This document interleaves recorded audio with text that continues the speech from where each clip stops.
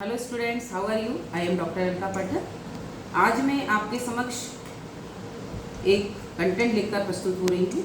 Content BEd का है, BEd second same की कंटेंट है परीक्षण। तो परीक्षण क्या होता है, ये कंसेप्ट हम समझने की कोशिश करेंगे कि परीक्षण क्या होते हैं। फिर परीक्षण के प्रकार कौन कौन से थे। परीक्षण तो हम करते हैं, लेकिन उसके टाइप्स कौन कौन से होते हैं। तो परीक्षण क्या होता है इसके बारे में बताऊंगी। परीक्षण एक नियोजित प्रक्रिया है, एक प्री प्लान है ना, नियोजित प्रक्रिया है जिसके माध्यम से किसी छात्र की योग्यता, उसकी रुचि, उसकी दक्षता, उसका व्यवहार, इसका परीक्षण किया जाता है ना। तो इसका हम परीक्षण भी करते हैं, मूल्यांकन भी करते हैं। अगर कोई दक्षता है तो उसका मूल्यांकन कर रहे हैं, तो ये परीक्षण कहलाता है। तो परीक्षण किसी भी क्षेत्र में हो सकता है, जरूरी नहीं कि छात्र के संदर्भ में मैं बता रही तो छात्र के संदर्भ में हो। हम किसी भी कौशल की या किसी योग्यता का, या चिकित्सा के क्षेत्र में, विज्ञान के क्षेत्र में, एग्रीकल्चर के क्षेत्र में, कोई भी क्षेत्र में हम परीक्षण कर सकते हैं। तो ये हुआ परीक्षण का कंसेप्ट। तो परीक्षण के प्रकार कौन कौन से होते हैं मैं बताऊंगी आपको कि परीक्षण कौन कौन से प्रकार के होते हैं। तो फर्स्ट है उद्देश्य के आधार पर परीक्षण।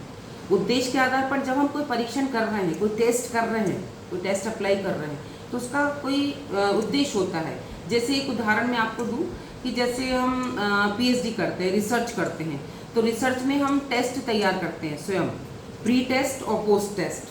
तो टेस्ट हम तैयार करते हैं तो उसका एक उद्देश्य होता है ना कि हमको ये हमारा टॉपिक है कि हमको बच्चे की इंटेलिजेंसी का पता करना है, या लड़के और लड़कियों की बुद्धि में हमें अंतर देखना है। तो हमारा एक उद्देश्य होता है, उसके आधार पर वो परीक्षण तैयार किया जाता है। परीक्षण बिना उद्देश्य का नहीं होता। लेवल वाइज भी होता है, एक स्तरानुकूल भी होता है, और उसको हम एक एज के हिसाब से भी ले लेते हैं। और दूसरा, हम परीक्षण के उद्देश्य के अकॉर्डिंग चलते हैं। अगर उद्देश्य नहीं होगा तो परीक्षण सफल भी नहीं होगा और हम उसको उपलब्धि भी नहीं देख सकते। दूसरा है उत्तर की प्रकृति के आधार पर, है ना, कि उत्तर कैसा लेना है हमको, मतलब उसका जो परीक्षण कर रहे हैं उसमें जो प्रश्न है उसका उत्तर कैसा लेना है, तो उसके आधार पर भी परीक्षण होता है। जैसे आपने देखा होगा एग्जाम में कोई क्वेश्चन पेपर जो छोटी क्लासेस में होते हैं, प्राइमरी सेकेंड, तो उसमें वस्तुनिष्ठ प्रश्न भी होते हैं। फिर अभी तो जो कॉम्पिटिटिव एग्जाम होती है उसमें भी होते हैं, तो वस्तुनिष्ठ प्रश्न होते हैं और व्यक्तिपरक क्वेश्चन होते हैं। जैसे सब्जेक्टिव भी होते हैं और ऑब्जेक्टिव भी होते हैं। तो ऑब्जेक्टिव जो होते हैं वो आप समझते हैं कि शॉर्ट क्वेश्चंस होते हैं, वन वर्ड होते हैं।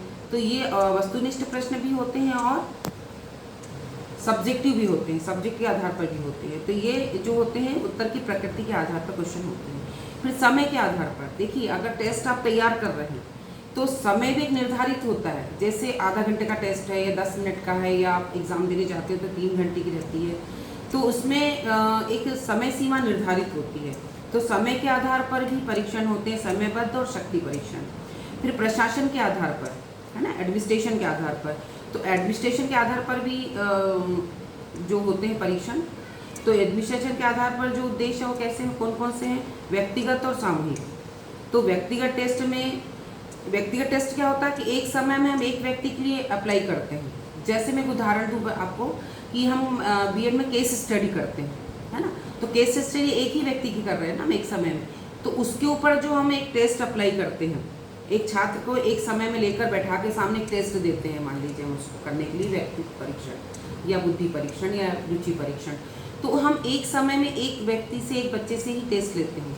तो ये होता है व्यक्तिगत परीक्षण। फिर होता है समूह परीक्षण, जब हम ग्रुप में देते हैं।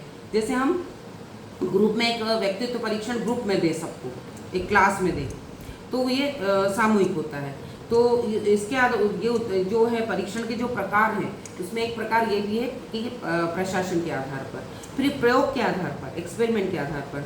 तो एक्सपेरिमेंट के आधार पर कौन से टेस्ट होते हैं, मानकीकृत और अमानकीकृत, यानी स्टैंडर्डाइज्ड टेस्ट और नॉन स्टैंडर्डाइज्ड टेस्ट। ये होते हैं किसके आधार पर, प्रयोग के आधार पर। इनको हम क्या करते हैं, जब टेस्ट अप्लाई करते हैं हम स्टैंडर्डाइज्ड टेस्ट, तो वो अप्लाई करने के बाद हम उसके रिजल्ट्स भी देखते हैं, उसकी स्कोरिंग भी करते हैं, उसका डाटा भी निकालते हैं, है ना। तो ये कैसे होते हैं टेस्ट, जो स्टैंडर्डाइज्ड टेस्ट होते हैं ये विशेषज्ञों द्वारा तैयार किए जाते हैं, इसलिए स्टैंडर्डाइज्ड कहे जाते हैं। और इसमें विश्वसनीयता होती है, वैधता होती है। और नॉन स्टैंडर्डाइज्ड टेस्ट जो होते हैं वो शिक्षक भी तैयार कर लेता है, जैसे उपलब्धि परीक्षण। तो ये नॉन स्टैंडर्डाइज्ड टेस्ट है। जैसे केस स्टडी, ये नॉन स्टैंडर्डाइज्ड टेस्ट है। जिसमें ज़रूरी नहीं कोई विशेषज्ञ हो, उसको शिक्षक भी तैयार कर सकता है। तो ये जो हमने आपसे बोला कि ये स्टैंडर्डाइज टेस्ट और नॉन स्टैंडर्डाइज टेस्ट, तो ये दोनों में ये बेसिक डिफरेंस है कि जो स्टैंडर्डाइज होते हैं, वो स्टैंडर्डाइज जो टेस्ट होते हैं वो होते हैं जो हम विशेषज्ञ के द्वारा तैयार करते हैं, और नॉन स्टैंडर्ड कोई विशेषज्ञ की आवश्यकता नहीं होती।